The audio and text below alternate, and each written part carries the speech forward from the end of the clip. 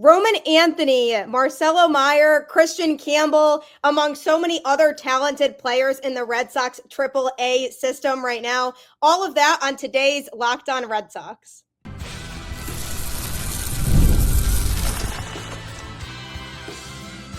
You are Locked On Red Sox, your daily Boston Red Sox podcast. Part of the Locked On Podcast Network, your team every day. Hello and welcome to Locked On Red Sox, your daily Boston Red Sox podcast, part of the Locked On Podcast Network, your team every day.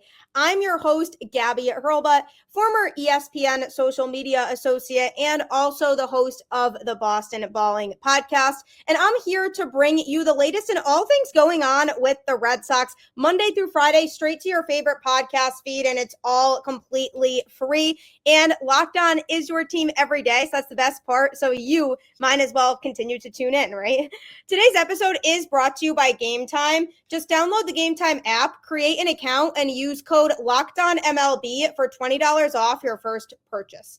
I'll be telling you a little bit more about that later on today's show, but here on Locked On Red Sox, we like to talk a lot about what's going on with the team and also the team's future, because the last few seasons for the Red Sox have really been about prospering their farm system and developing a core group of players that they hope will contribute in the future. So I am here with somebody who will be giving us some great insight that I thought would be very good to have on here as we get closer and closer to the season starting. Jim Cain, Worcester Red Sox play-by-play broadcaster. How are you doing today?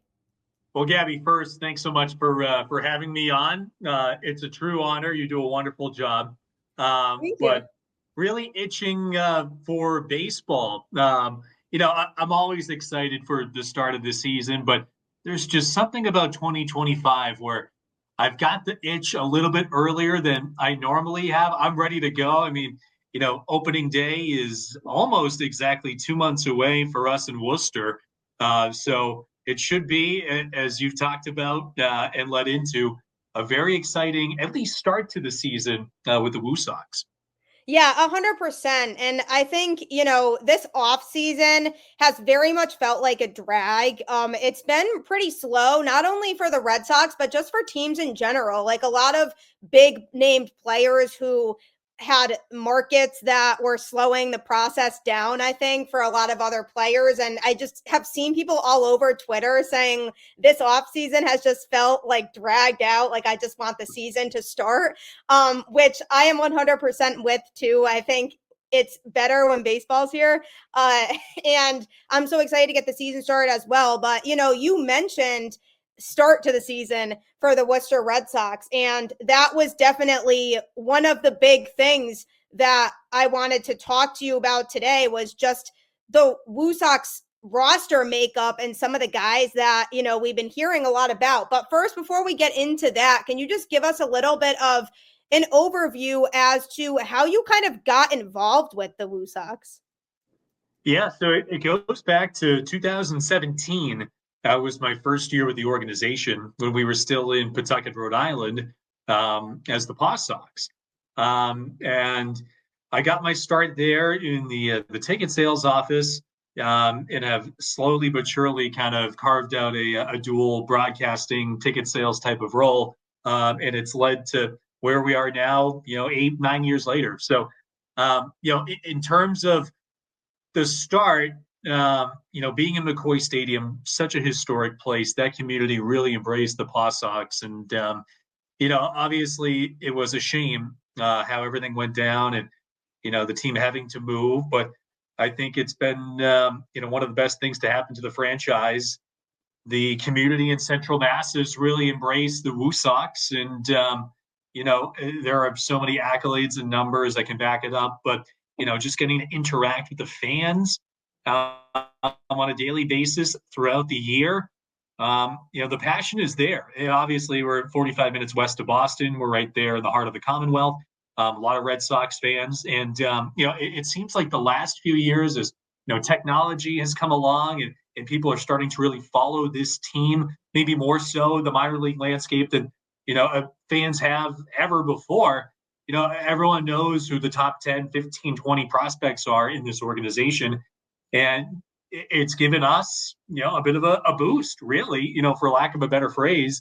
I go back to last year when the first version of the Big Three, when Kyle Teal was still a member of the organization, got called up in August. And normally people associate August with the dog days of summer, right? But, they come up, right around the middle of August, right in the middle of a second half playoff push for us.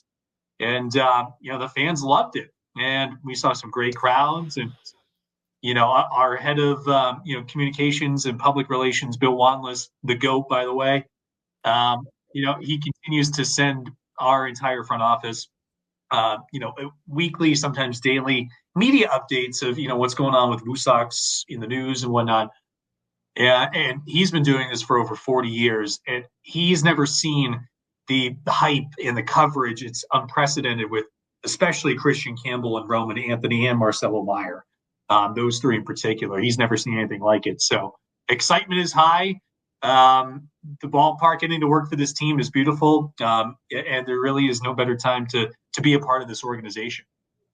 Yeah, and I think what's great about Boston fans is they are so loyal to their teams. And there are so many people who are just diehard followers of these teams. And I feel like you don't really get that in every sports city. At least from my personal experience, like Boston fans are so serious and so dedicated. And like you said, a lot of fans know a lot about the prospects in the organization. And I feel like you don't find that with all baseball fans. And I think that makes it extra special being a part of this community is these people are going to these WooSox games and they actually know these players and they're following these players.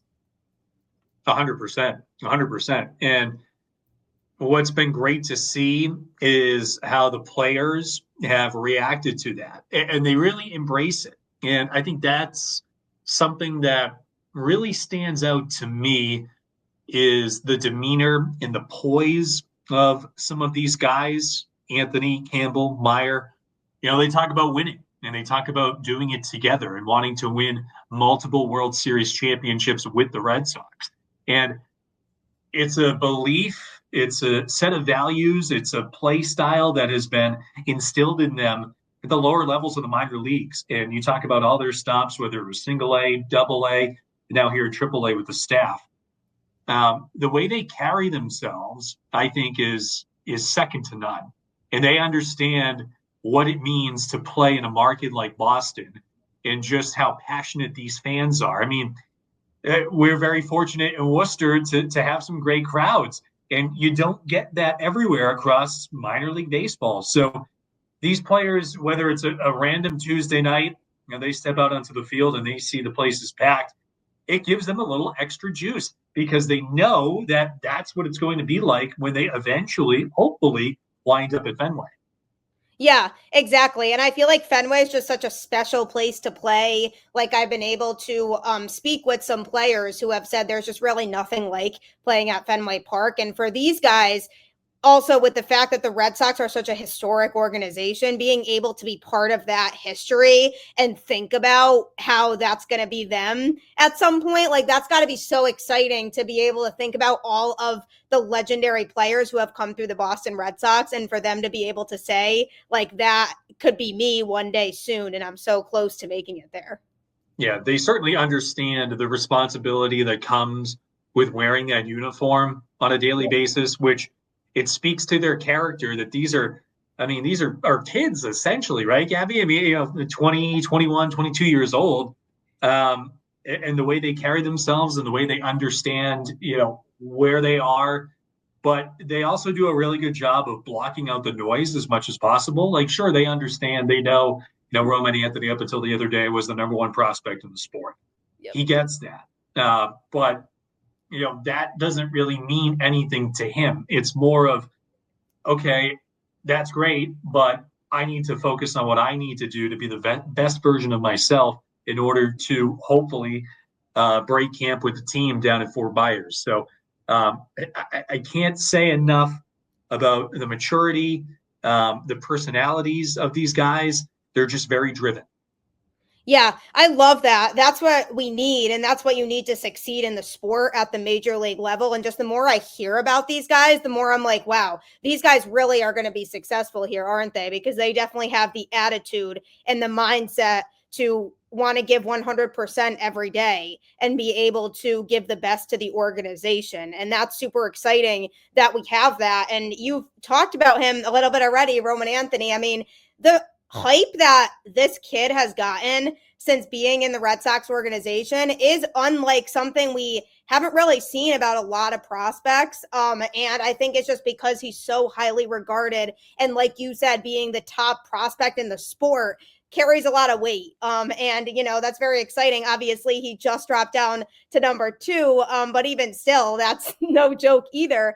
And that's very exciting. Like, he hasn't been in AAA for that long. Like you mentioned, just kind of got called up recently in that last couple months of the season. But what is it about him that you think makes him such a special player that will help him to succeed at the major league level? Well, first and foremost, he's extremely talented. I mean, he came up and maybe he struggled for a game or two, but beyond that, he was outstanding. I mean, just look at his traditional numbers, but then some of the more advanced under the hood numbers. The thing that stood out to me was just how hard he hits the ball. It's almost dangerous. If you're the opposing team, if you're in the field or if you're a pitcher, you have to have your head on a swivel because, I mean, he's like an exit velocity king. I mean, consistently 100 miles an hour plus. And I remember Chase Mydroth, who was also in the Garrett Crochet deal with Kyle Teal, of course. He had talked about that in his time as teammates with him then in Portland before he was promoted to Worcester. Both of them was just the sound and just how hard he hit the ball, just consistently, whether it was lefties, righties, off-speed pitches, fastballs. He just found a way to square up just about everything. And just the way that he transitioned to AAA and the way he just looked so comfortable really stood out to me.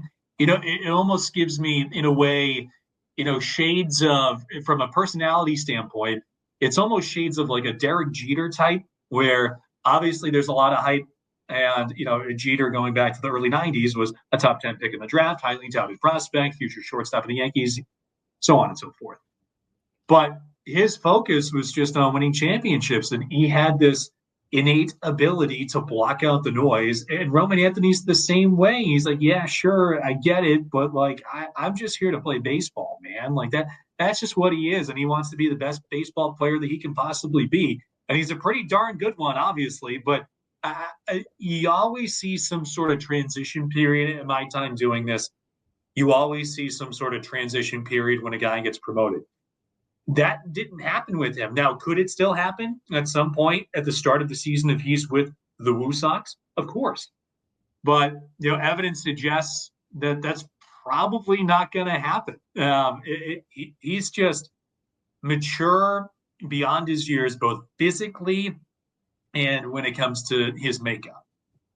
Yeah, that transition period is big because I feel like for the majority of players, that's something that happens. And I kept wondering, is this kid going to hit some bumps in the road? But it seems like he really hasn't. And he's just made those transitions seamlessly from level to level. And it makes it really exciting for when he gets to the majors, because for him, it might be an easier transition going to the majors than what we're used to seeing from a lot of players. Going to get you right back to my interview with Jim Cain. But first, let me tell you a little bit about Game Time, because when I say this changed my life, it legitimately changed my life. It's a ticketing vendor that offers the best deals to any sporting event, concert, comedy show, you name it. Any live event that you want to go to, you can use Game Time to purchase tickets. Attending NFL playoff games is an unforgettable experience that brings fans together. Game Time has a new feature called Game Time Picks that makes getting tickets for events even easier.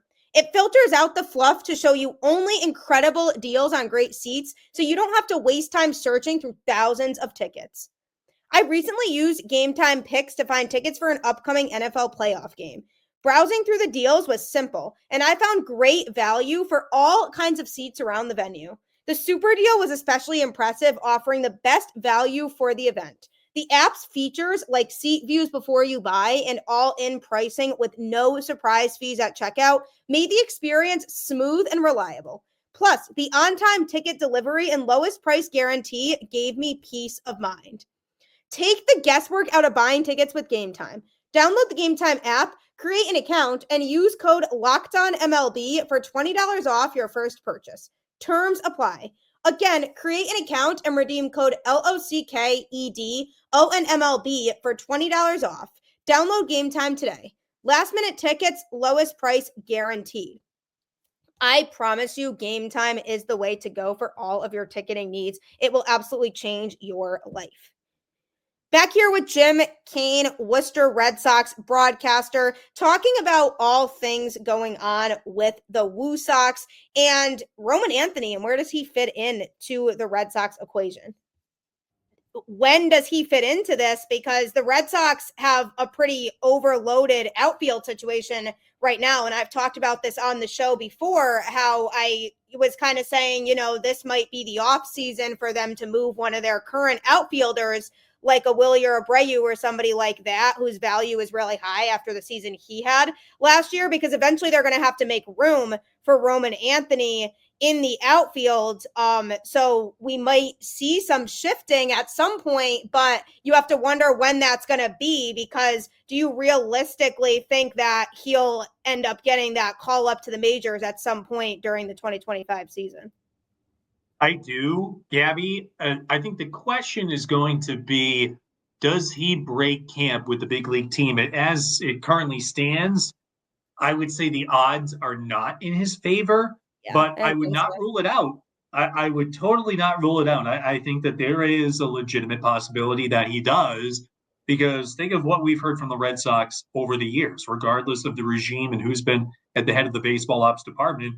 You constantly hear that these guys will be ready when they tell us based on how they play.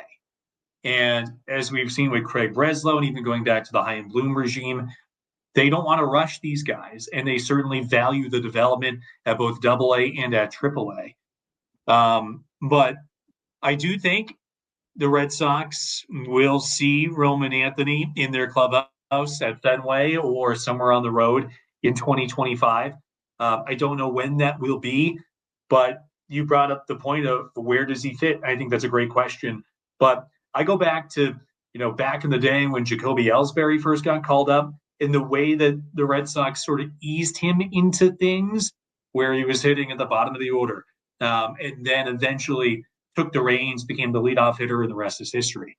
I think in a perfect world, the Red Sox would like to do something like that with all of these guys, where they're not the savior. And look, as we talked about earlier, there's a lot of hype and a lot of coverage on social media about these guys. And I think at points it probably gets a little bit too much, where, you don't want them to be the saviors of the franchise, right? I mean, they haven't set foot in a big league field yet, so who knows? But I think they want to be careful of how they ease them in. But when it comes to Anthony, and to answer your question, I just think based off what we've seen and knowing the type of personality that he is, he will be there at some point this season. The big question is just going to be when. Yeah, that's what everybody's wondering, is when exactly is that going to be? Because I know people are so anxious and excited to see him up in the majors. And I get the frustration surrounding the Red Sox the last few years in terms of the major league team. Like, I do get that. But then you look at these types of players, and we're talking about these players that are going to be the future of the Red Sox. And that makes it exciting, because those guys are going to come up and hopefully have the chance to win multiple championships with the Red Sox, like you were talking about before. And there were people who got so frustrated with how the Red Sox were doing this past season, to the point where they were like, whatever, just like call these kids up and let them play. And I was like, well, I don't necessarily agree with that, because you don't want to rush their development, because they really want to make sure they're doing this right with these guys. Because I truly think this is a special group, and I really feel like they need to just take things slow and make sure they're 100% ready when they get called up. So that way, then they don't ruin their confidence and they don't rush them into playing in the majors when they're not really ready for it, because then they might not get the most out of them when they're up there. No, it's a great point. And you also have to consider, too, the type of team. We don't know how things are going to play out. Obviously, the Red Sox are much improved on paper. There's still things to be done, hopefully. Yep. And there's still time here in the offseason, right? But I think it's also important, going back to the Jacoby Ellsbury and even the Dustin Pedroia, when he got called up for the first time towards the tail end of 06. Think of the guys on those teams, right? Veteran-laden teams. And I think it's important that you surround these young players with leaders. I think of a guy like Trevor Story, right? And the way that when he first got here, he moved over to second base. Xander Bogaerts was the shortstop. He understood that. And over time, despite his injuries, Trevor Story has taken on this leadership type of role with Story Camp the last couple of years at his home in Texas and all that. I think somebody like that, someone of his makeup, would be a good person to have here. Think of him mentoring a Marcelo Mayer, for example, and some of these other guys. I think that's the other piece of this too. Is obviously everyone wants Alex Bregman, right? And he would do a lot to change things on the field, but you also hear about off the field too, right? The grittiness, the leadership.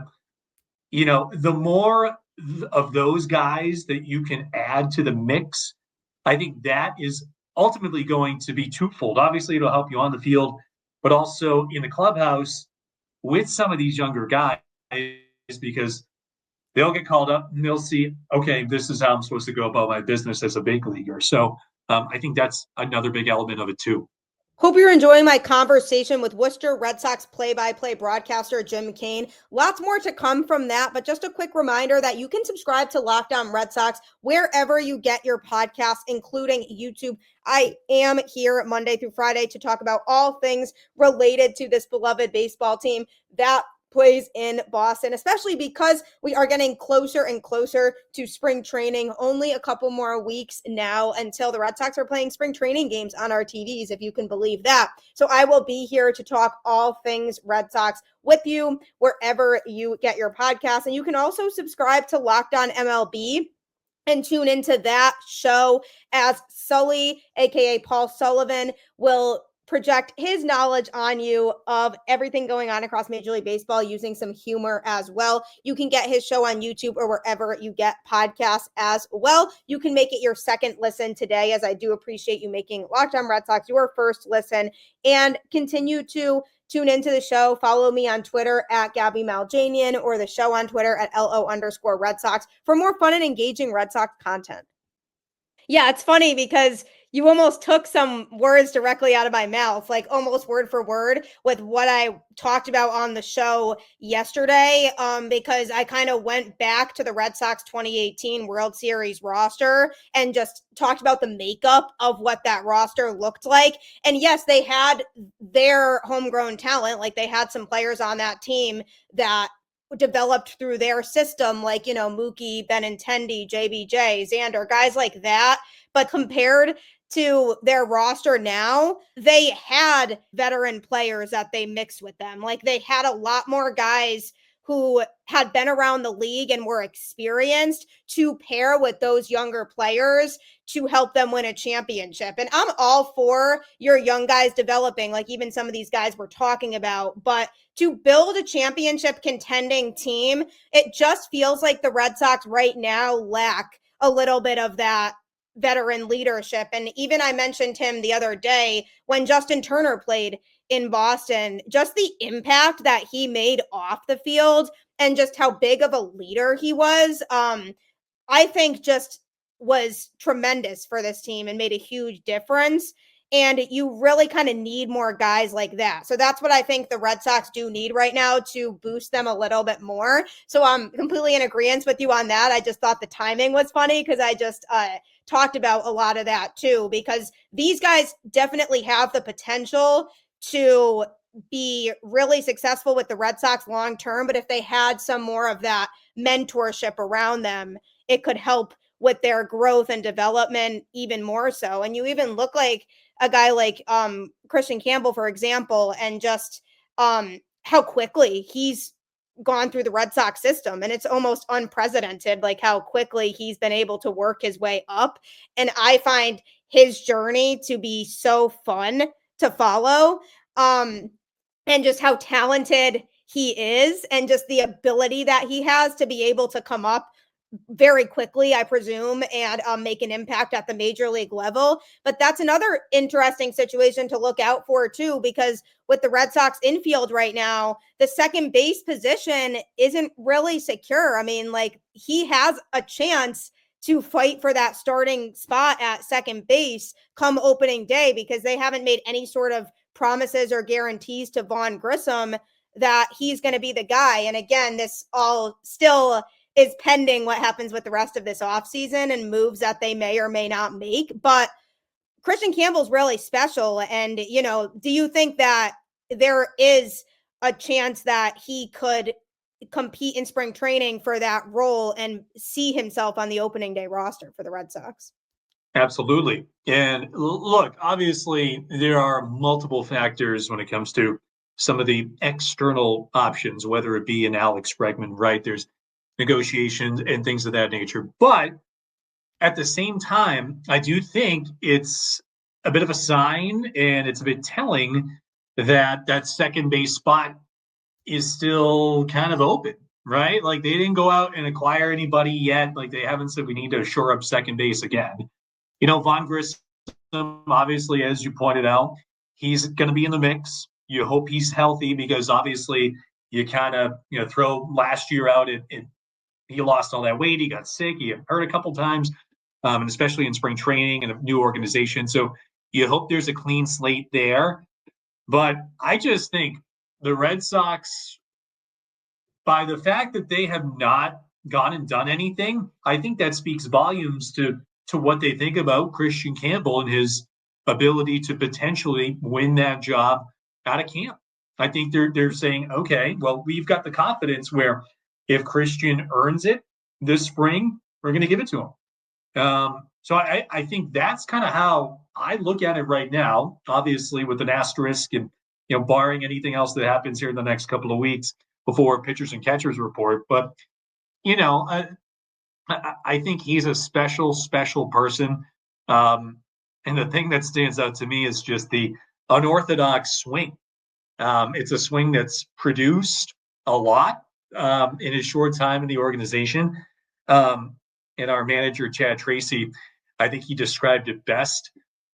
He calls his swing controlled violence, which I think is very accurate, because it's a little herky-jerky, it's weird, but then all of a sudden, boom, and, you know, the ball, it just jumps off his bat. So I think he's very, very special. And obviously it's been a meteoric rise, right? But, you know, I'll go back to what I said earlier about not wanting to rush him. But again, if he proves himself, if he performs well, I think he's got a very good chance of grabbing that job come, you know, the end of March. That's super exciting, because I know how much the Red Sox have been looking forward to him.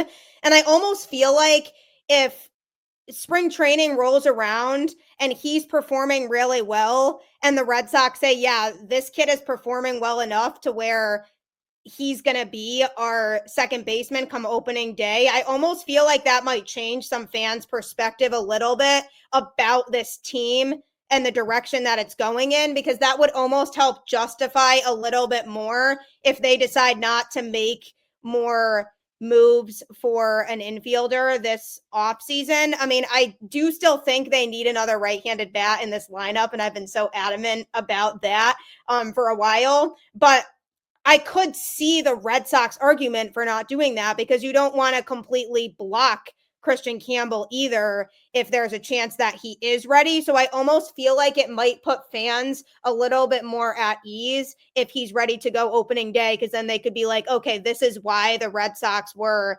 waiting, because they had a feeling he would be ready to go by opening day. And then fans can be excited about that and be excited about his future with the Red Sox. Yeah, and again, I'll just echo what I had just said. I think it's just very telling that the Red Sox, look, they could very easily come out and say, we want him to start the season in AAA, so on and so forth. They haven't done that. And I think that is very telling. So I think it just goes to show the way they feel about Kristian Campbell and his potential and what he could possibly do. Thanks for tuning in to the first part of my interview with Worcester Red Sox play-by-play broadcaster Jim Cain. Be sure to tune into the show tomorrow for much more from that conversation.